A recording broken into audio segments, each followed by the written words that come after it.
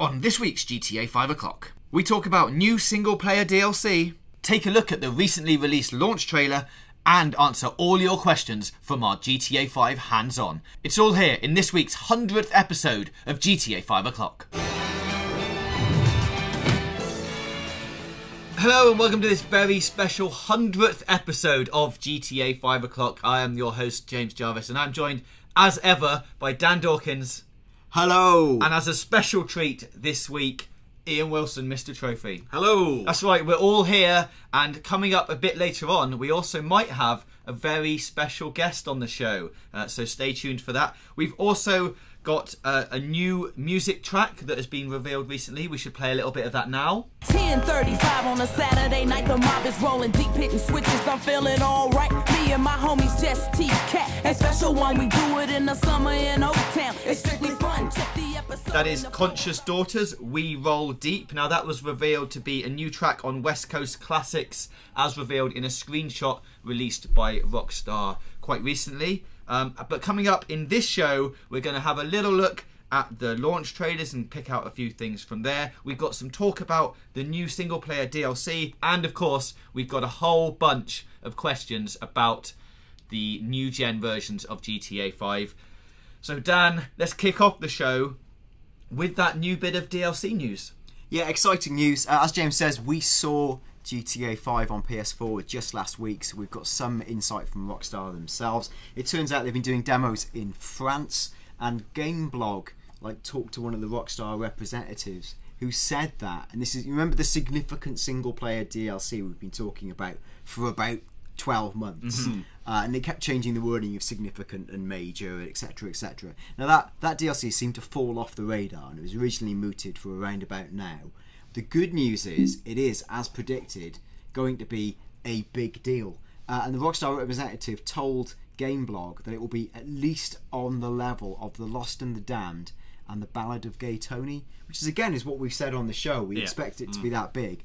But that's sort of committing to a 12 to 20 hour chunk of all new scripted solo player missions, characters, you name it. And this is what we've always thought it would be.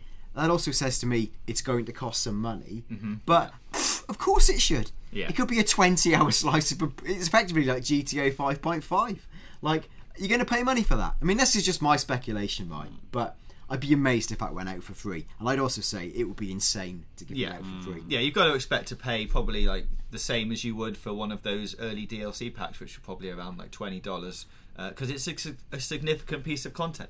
And I would expect that content to come out probably, I mean, we're going to get the PC version, well, you know, the next gen version's out next week on Tuesday the 18th. Then we're looking at the PC version in Jan, and then I'd have thought at some stage after that they'd probably want to give it to everyone all at once as a sort of unilateral deploy. We shall see, of course. Maybe it'll be staggered and PC a bit behind. Again, my speculation.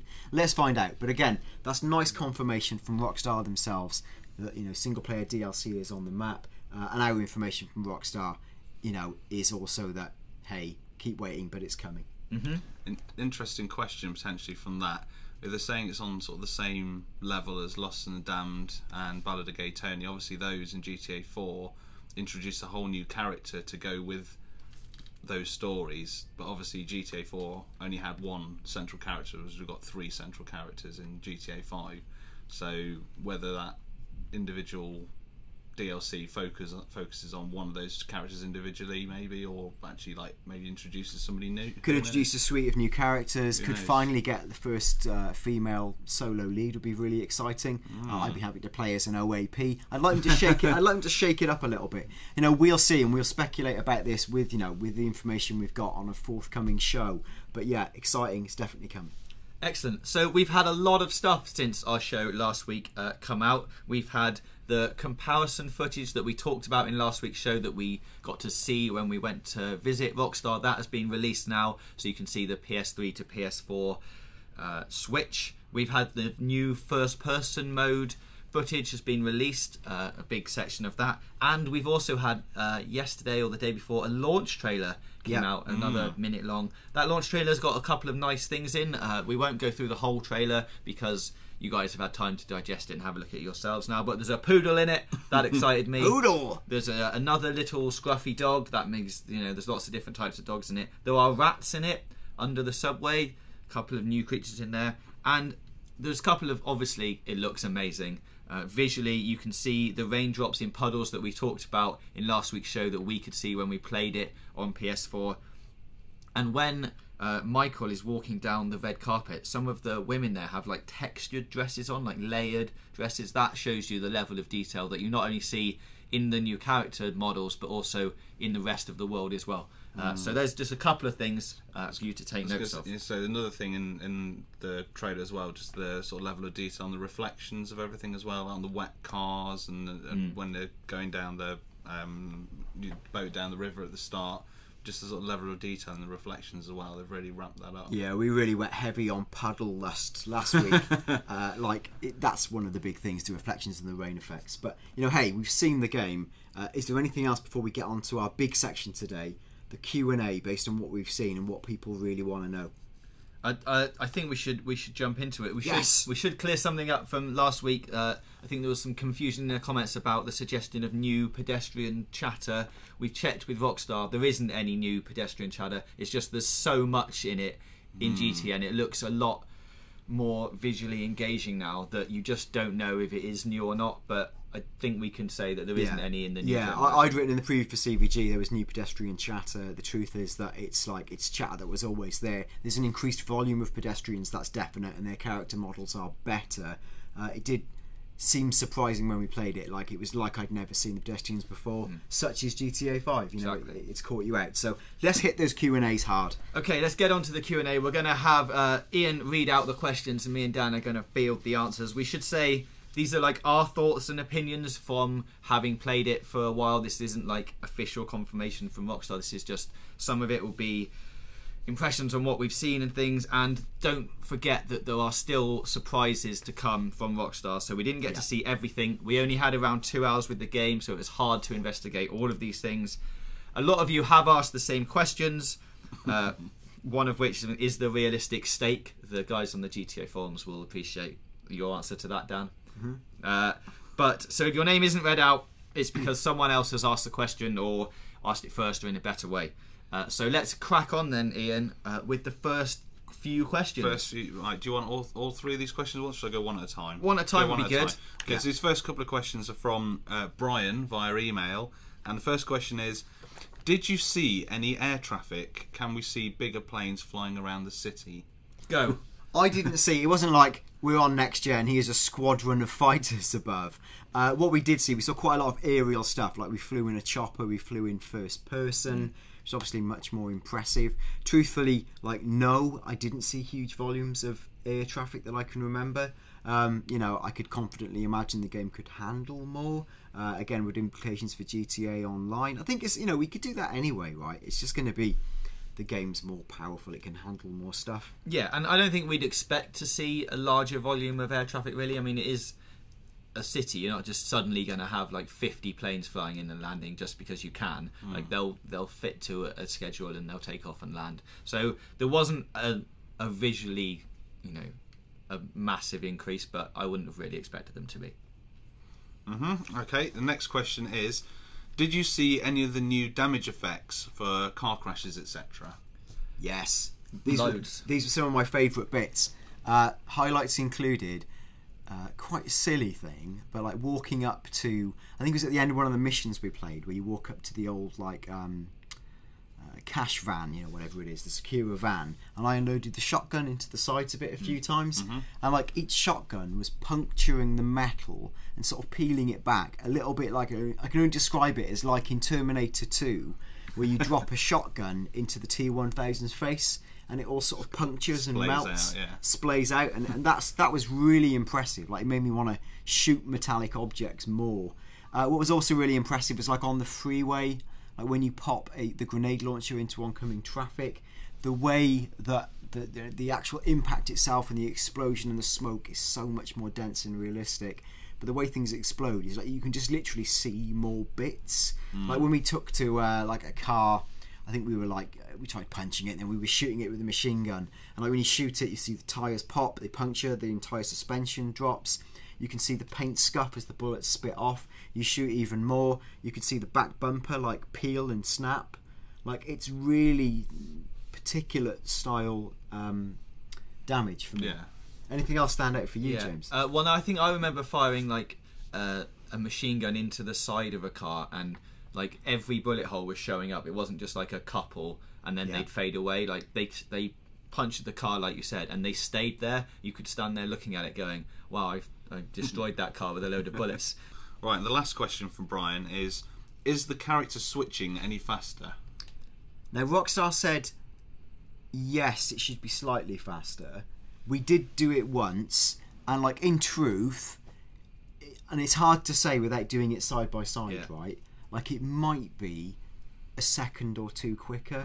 It wasn't night and day quicker. I didn't go like, whoa, feel the next gen difference. It just was a bit better, maybe. I don't know what your impression was, James. I thought about the same. I think visually it looks slightly better just because everything's higher res and you can see more lights in the city when you zoom up into the sky and things. But I mean, it didn't feel slow, but I mean, it never has really felt that slow. But it just felt like, yeah, maybe it's a bit quicker. I guess when we get hands-on with the game, we can do some tests and see if it's actually any quicker. It wasn't transformation. No, I mean, I imagine there's some sort of trade-off that obviously there's more powerful console, but it's drawing in a lot more stuff when you jump into the other characters, so it probably balances. It still needs a cheeky little time to have a think and read new data. So right, on to a question from the Twitters. Like Crazy Horse says, the helmets changed the view. Okay, did anyone try wearing a mask to see what that did?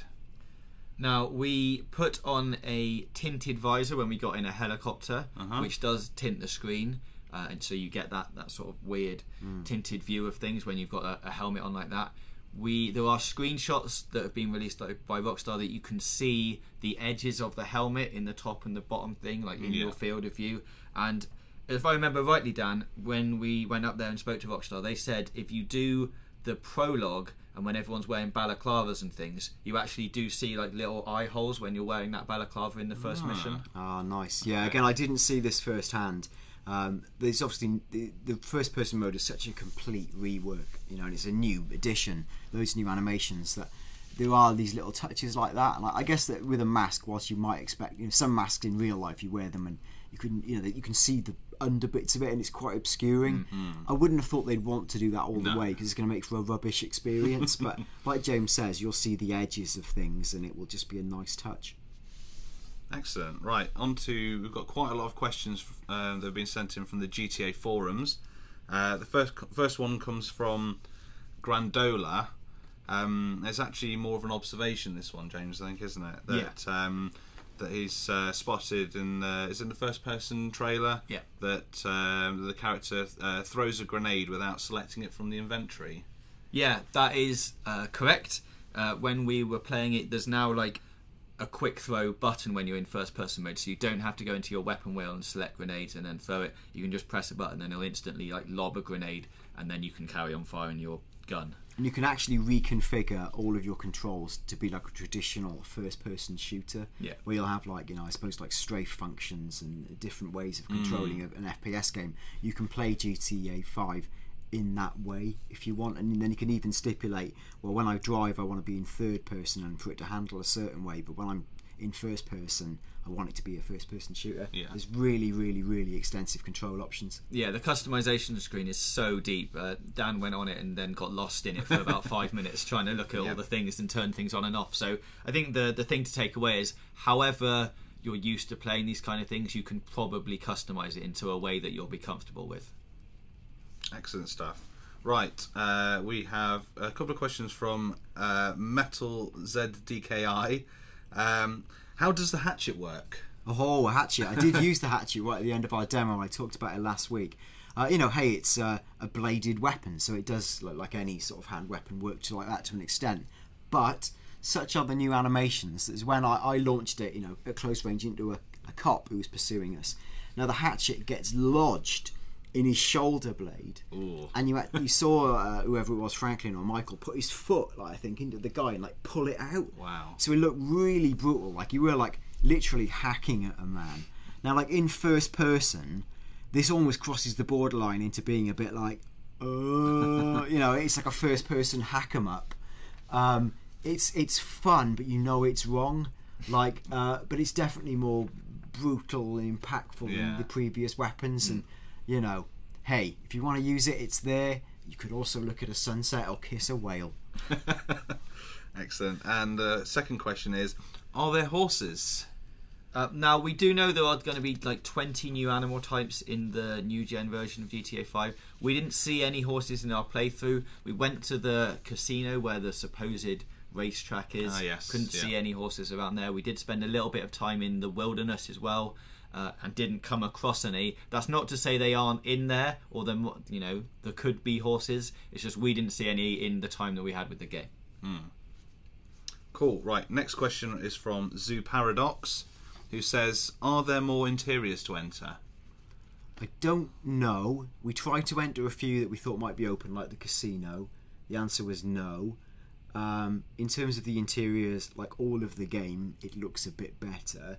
But I was yet to see, I'm yet to see, not to say there isn't, a functional improvement resulting from that, an increased interaction level or literally a new environment. There could well be. We had 2 hours in the game, right? And we spent a bit of that time doing missions. So personally, no. Yeah, I mean, I guess with the game, a lot of the interior areas you only access during specific missions and things like that, rather than being somewhere you can go all the time. So that might be something that comes out as you work through the story. Next question is from Claude Speed 1911. Did you kill a shark in first person mode? I really, really tried. You tried to kill a whale for ages. Yeah, yeah, that didn't go well, and then I got eaten by a shark. So you probably can. We did try, but it resulted in me getting eaten and bitten in half by a killer shark. So it's difficult. It was even more hard than doing it in third person, because you've got less of a sort of all-around view of your surroundings. So yes, you can do it, but it's rock. Cool. Right. The World Famous asks, anti-aliasing, the screens look sharp. Does that hold up in game while it's in motion? And what about the pop-in? Well, I mean, truthfully, it looks great. And there were no moments where I felt it noticeably slowed down at all. It was felt like a rock solid 30 frames a second, irrespective of the action on screen. That's not to say there won't be a point in the game where it might not slow down, but in everything we saw, and we saw 3 missions and loads of wild on-street carnage, nothing slowed down. The visuals, I don't remember them once noticeably popping in. That's not to say there weren't specks on the environment, but nothing noticeable. The key point with it is it's now almost like Toy Town Solid. It's shimmering, it's rock solid frame rate, lighting's exceptional, everything looks much more like a physical object. Cool. And second question is, are there any additional car controls in first person view, like opening the car windows, doing the turn signals, a radio volume, something like that? I don't remember there's definitely no buttons that you can go press this to do that. There are additional sort of animations when you're in first person view and you're smashing car windows and opening the door and that kind of thing. That's all in there. You can see all that happening. He smashes it with his elbow, then reaches in, pulls the door open and gets in. So there is things like that, and you can turn the wheel and see the hands move on the wheel. It's not just a static thing. So that all of that is in there. And if you change the track of the music you're listening to, that will change on the digital readout in your car if you've got a nice car, so you can see the name of the song you're listening to, which is really good.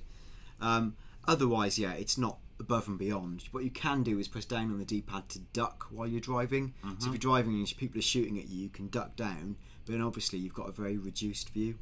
Okay, I've got a question that sort of ties into this from Corsten97, who says, is there an option to free look while you're in vehicles in first person view like you can in Battlefield 4?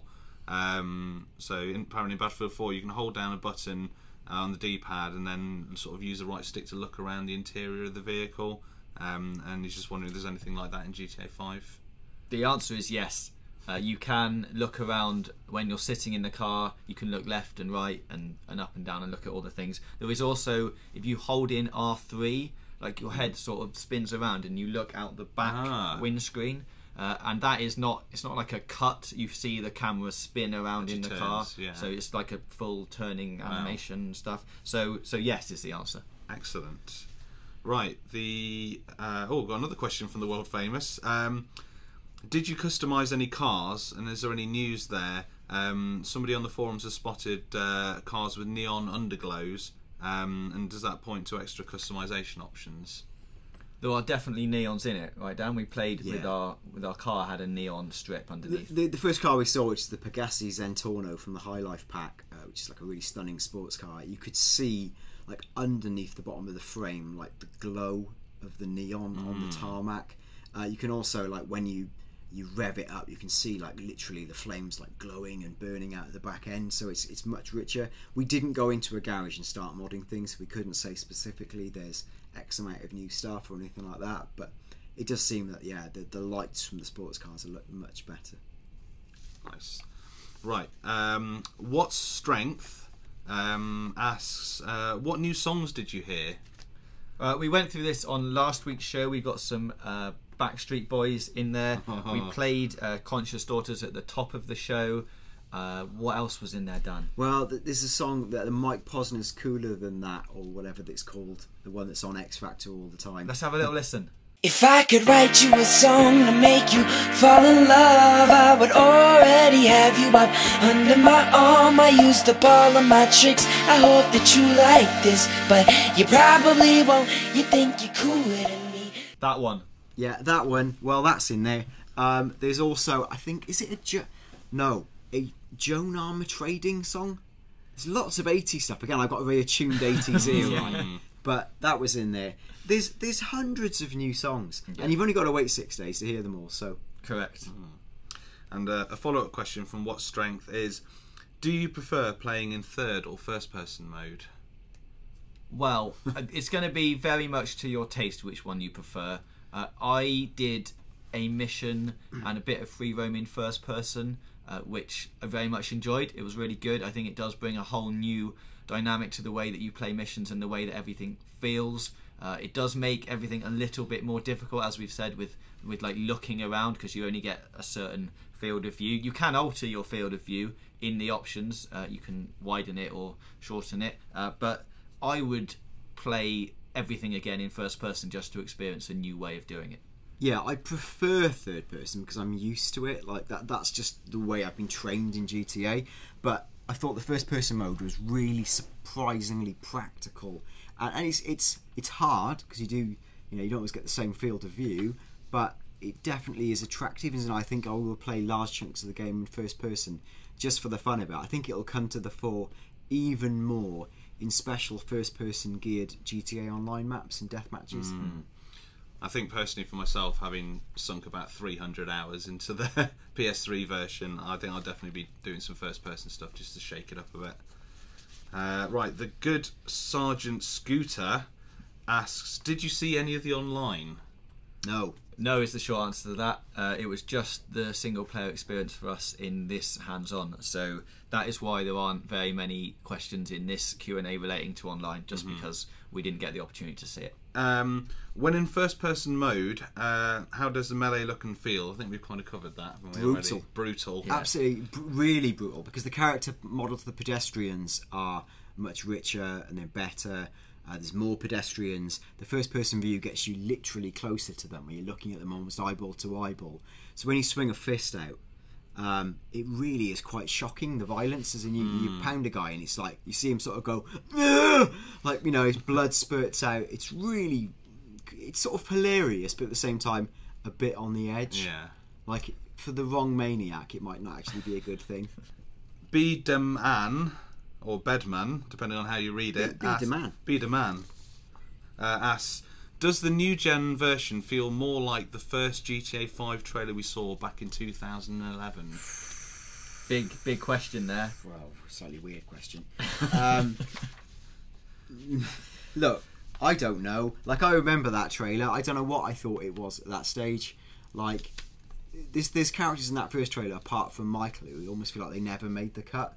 And the vibe I sort of have on some degree of inside knowledge is that trailer, the actual game maybe wasn't in the state it could have been at the time we saw that trailer.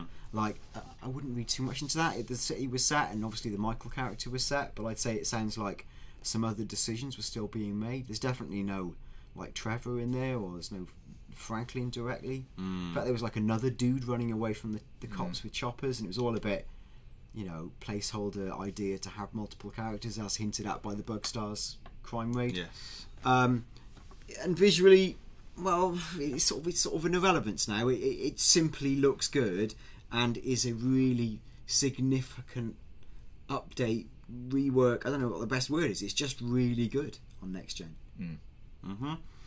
Right.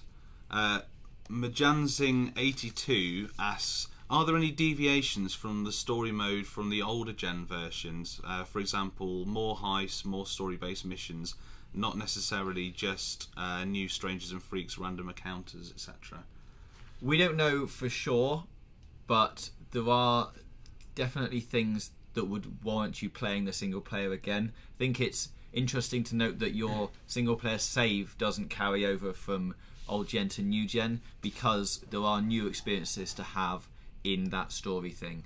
So it's definitely worth playing again. We can't say what they are or how many there are or anything like that because we don't know, but it's definitely worth doing the single player again. I mean, obviously we've touched on in previous shows, like the new side missions and the sort of the whole murder mystery thing with Michael, so there will be extra stuff, but whether that impacts on the actual single player story, it might just be extra side things. Right, Wheatley asks, does controlling the character in first person feel like any standard first person shooter game like Far Cry, and can you adjust how much head bob there is? It does, yes, it does feel like a first person shooter. If you want to change all the controls and all the options to make it feel like that, you can pretty much play the whole game as a first person shooter, like something like Far Cry. So basically, yes, it does sound like there's a lot of customization options. Loads. Yeah, like we can run through some very quick things. There like, we go.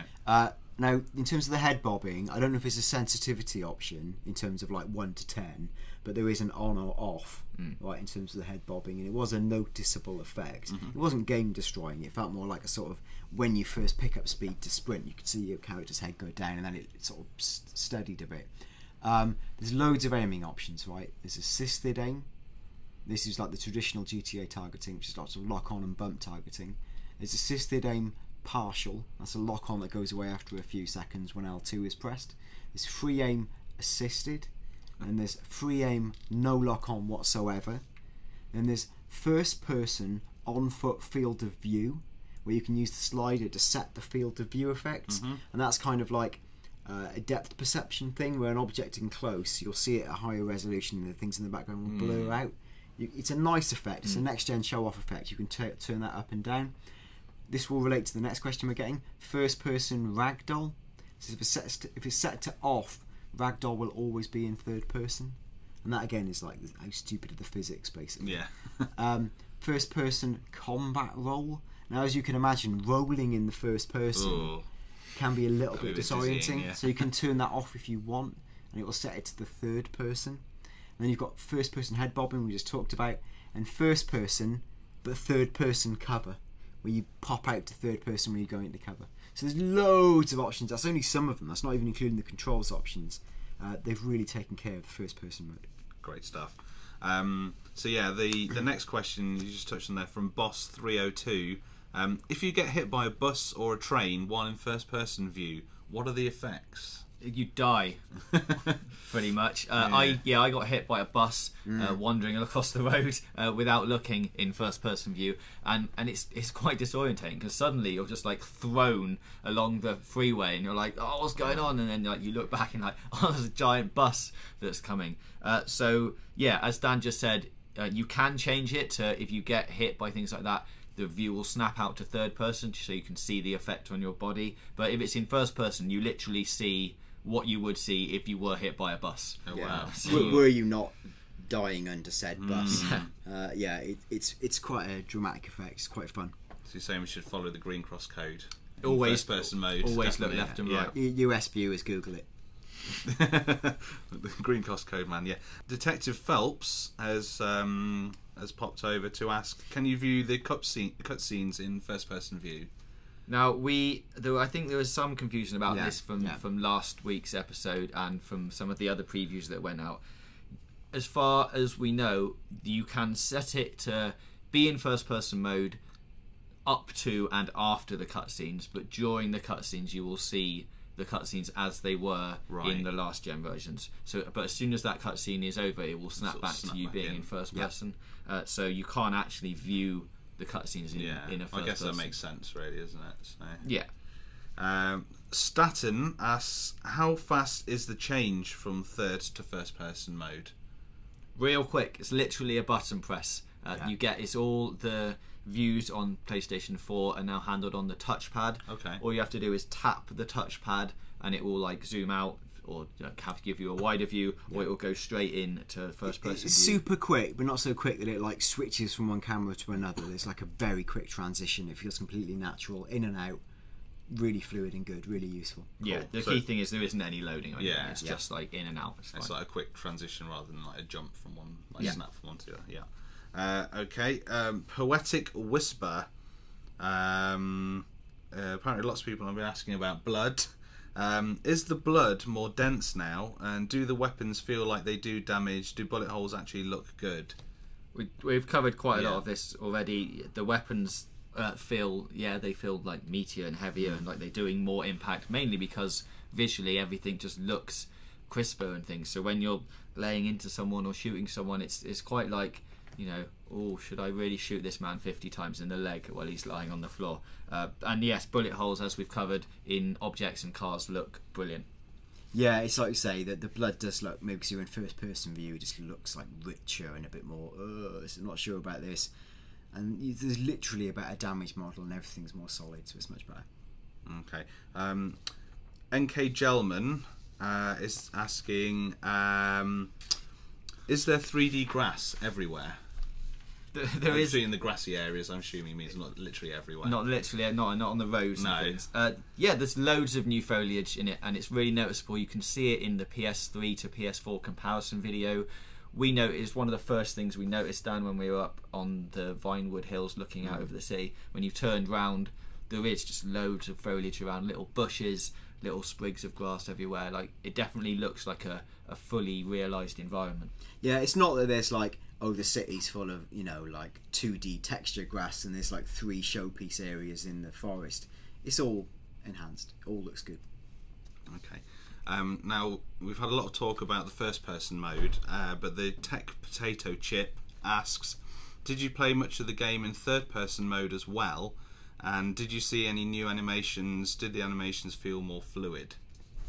You're the third person man, Dan. You enjoyed playing it. Yeah, I mean, there was nothing really new in terms of animations. It wasn't like shocking. I didn't like feel like, whoa, never seen that before. It's just simply higher res, solid frame rate, world's more solid. It just feel like you're more of a real person in the environment. So yeah, it's definitely better, but it's not because of any significant new animations as such. Jayco176 asks, do all the cars, planes, boats, etc. have the same interior? As in the previous versions of the game, all the cars share the same interior, or does each vehicle have a unique interior?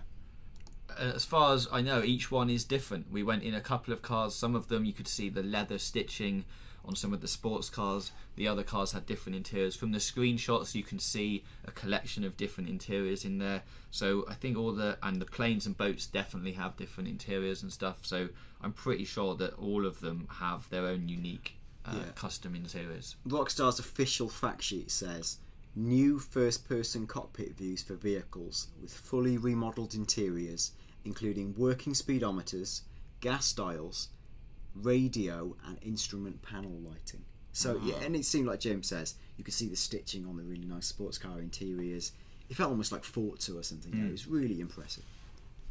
And another question I think we've pretty much touched on already. How does the cover system play while in first person view? I guess we've already mentioned the option you can have to snap to third person when you're in cover. Yeah. Did you do any cover sections in first person without that turned on, or? We did some cover stuff I mean, it works how you'd expect it to work from a first person shooter. Like you've got a cover system. I think I remember there being like a lean option where you can like peek out and then shoot. So yeah, it's all there. Great. And the last question from Kill the Fox is, can you go back and forth between your PS3 and PS4 character?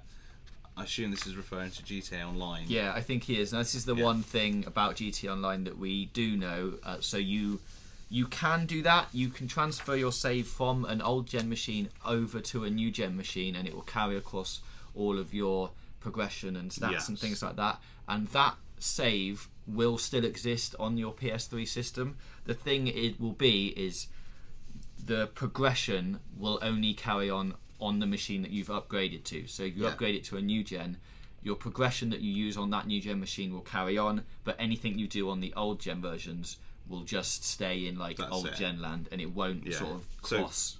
So data captured in the cloud is persistent and alters. Like local data to your console won't, because there's no way it doesn't talk to the other machine. Yeah, basically once you do that import, it splits off technically into like two separate characters, one on PS3, one on PS4. You can still play both, so you can play on PS4 for a bit and then go back to PS3 and carry on playing PS3 if that's what you want to do. But any further progress you make on your PS3 character once you've done that transfer won't carry over back to not PS4. in terms of the story, etc, etc. So Cool. Well, that's all of the questions. Hopefully we got to all of them and we gave you some good answers in there. Hopefully there's a couple of new tidbits of information for you. Let me hit out a few more, because I don't know if we said them. Shall I just say a few more? Go for it, People Dan. always Let's like get some facts, more, right? more facts. I don't know if we talked about this. There's a new drive-by control option that allows players to independently aim and fire a weapon while driving and riding as a passenger. I don't think we touched on that last week. Your head bobs when you listen to music. Yeah. We did mention that last week. Something that's PS4 and Xbox One specific. Xbox One has haptic triggers. that's the vibrating triggers, I think, Yeah. isn't it? So, yeah. PS4 touchpad, as we know, is for changing radio stations and weapons. The PS4 speaker does police radio broadcasts, which is really nice. And we talked about this as well, the PS4 character bar changes. You know, the light bar on your controller changes depending on when you've got a wanted level of which character you're using. That's it. And does it? I've heard the PS4 controller light sort of flashes red and blue when the police are chasing you. When you've got a wanted level, it will flash red and blue, and then once you're hidden from them, it will go back to its normal state. Yeah. Cool. Well, just quickly then, we've got a couple of messages from the community about reaching episode 100, and we've also got our special guest on the way. Yeah, so quickly, loads of tweets wishing us happy birthday. Thank you so much. As we always say it, thanks so much. I cannot believe we've reached 100 shows for all sorts of reasons. It's amazing. And it's brilliant for everyone who's been with us on the journey. So Nick M5526, who we know, says happy 100th. I bet you never expected it to last this long. Nope. Had a lot of fun with you guys in the live stream, and I love the show. Twitsy360 says, been following you guys from the beginning with Tim Weaver. All the best and happy birthday. Gary87 says, happy 100th, guys. Bring on GTA 4 and PS4. GTA 5 on PS4 and 100 more episodes. Oh my god. Ivo Rosic says, to sum it all up, you've made my Wednesdays. Thanks for all the effort you put into every episode. HB GTA 5 o'clock. That's really kind. Console Network says, happy birthday and congrats to the guys at GTA 5 o'clock.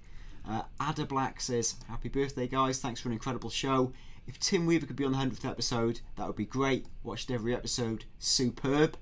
Mubarak Al-Sharad says, wow, congrats. Been watching your show since episode 1.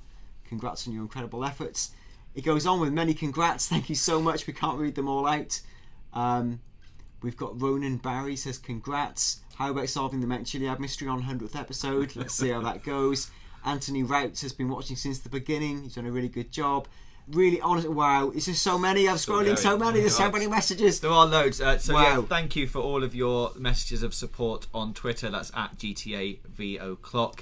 We will keep the show going. Definitely, we're really excited about the re-release on new gen systems next week, and then we've got the PC version to come, and then we've got the single player DLC after that, along with lots of GTA Online updates in between. So thanks for watching and sticking with us and listening, and for all your support. Hello to the guys at GTA Forums. We know you guys are listening to the show. Thanks for sticking with us and putting up with us for 100 episodes. Yeah, absolutely. And you know what? We've given a hard ride at times on GTA Forums, and rightly so, because some of the greatest GTA minds are on the GTA Forums, and like we've often, without a shadow of a doubt, taken your lead, because you certainly in the mapping work you did and so much other stuff. It's amazing. So I'm glad that the show can be part of that community of us working together to solve the mysteries and have more fun with GTA 5. Power to the forums. Exactly. Well, as some people have said on those messages, they are expecting something. They did think something was going to be very special. Shall we phone our special guest? Let's do it. We're going to ring right now. A very special person for the GTA 5 o'clock community. Hello! Hey! It's only Tim Weaver. How's it going? Very good, thank you. Yeah? Yeah, this is good. Now, we definitely haven't rung Tim beforehand, so this is massively spontaneous. Yeah, I'm so surprised to hear from you guys. I know, what a shock, right? Yeah. Here we are, episode 100 of GTA 5 o'clock. Amazing, I can't believe... when he told me... Oh, not that we've talked before, but when he told me, I was blown away. I can't believe it's been 100 episodes. Yeah, we've kept plugging away, and we finally reached number 100. I will say, Tim, Dan, just before we rang you, bigged you up as one of the biggest names in GTA. So you've got a lot to live up to. Circa 2012, right? Yeah, that's right, yeah. Take it back a couple of years and go, bang on. Oh, well, 100 episodes. Well then, guys, that's a lot of staying power. It is. Episode 70 to 90 got a bit dark, but we're still there. You know, we're hanging on. Yeah, was that your self-reflection stage? It was a lot of inward looking, you know, have we done the right thing? But, you know, hey, we've kept the jetpack mystery running along. We have promised that you're going to solve the jetpack mystery in the final moments of this call, so you can reveal the secrets cryptically. Yeah, it's all systems go. The PS4 version's announced. We saw it last week. It looks... Who would have thought, Dan, that they were going to do next-gen versions? And you would have sworn... As we said in episode 1 of GTA 5 o'clock, the first episode was literally wait until the next gen versions come out. They're definitely happening. And the amount of people we had slagging us off online for predicting the next gen versions, and look, we've been proved right. Exactly. I mean, whilst let's be honest, it was pretty obvo. Yeah, it was. Yeah. At least we were out there saying it a mere almost 2 years ago. Yeah. So that was good. How are you generally? Any nice words to share with the folk watching? Yeah, I'm good. Yeah. Do you know it was a year, 2 days ago that I left the company? So it's been just over a year. It's gone so quickly though. I mean, unbelievable. I can't believe it's been a year. I'm a year older. Not that I look it, obviously. No. Still looking absolutely tip top. All those years of doing GTA 5 o'clock kept me young. It's kept me young, Tim. That's all I can say. But no, it's good. Yeah. Just write full time now and writing books and yeah, love it. It's a really good life, and I'm really happy. But obviously, miss you guys and miss the listeners of GTA 5 o'clock. We had some good times, didn't we? We had some very good times. To catch you on the hop a little bit, have you got a favourite moment of the GTA 5 o'clock journey? Well, I guess like going up to Rockstar was brilliant. Like we got treated like kings up there, you and me, Dan, didn't we? And we got to see the game, and it was just an amazing experience. I think one of my other favourite times was when we did the little listen to best music in GTA, and that was a good show. You remember that podcast, Dan? Yeah, forgot that. Brilliant. We realised that we had no knowledge of hip-hop music, so a lot of the hip-hop songs never made it in, and it was a lot of Phil Collins and what I remember. I think I remember singing a lot of 80s power ballads at disturbing volumes, so Apologies to everyone who stuck with us that long. That's right. But no, it's a great memories. I really like the stuff that a lot of the fun stuff weirdly happened before the game even came out, because part of the fun of GTA 5 O'Clock and what it was founded on was the idea of like looking into these screenshots and this footage and finding stuff in them and sort of extrapolating out sometimes to ridiculous degrees about what might happen, you know. So yeah, I really enjoyed those early stages of kind of actually having not very much to go on but making quite a lot out of it. Yeah, I think that's been a grand tradition that's continued, culminating in last week we saw the PS4 version. Looks amazing, like genuinely looks amazing. Like, right, okay. Them graphics are something else. Them graphics, is it a significant upgrade then, is it? Yeah, it looks well better. And again, I would have used hopefully better words than that earlier in this show to describe it. But yeah, it's really significant upgrade. So yeah, do look out for that. And I'm sure, of course, you've been playing relentlessly and non-stop and can now solve the Mount Chiliad mystery for us. Yeah, I can. Unfortunately, I'm just not going to have time to run through it today. So maybe next time. Well, we'll schedule that for episode 200. Should any of us be here alive, not emigrated to the moon or whatever else we might have done in that time span. It seems unbelievable.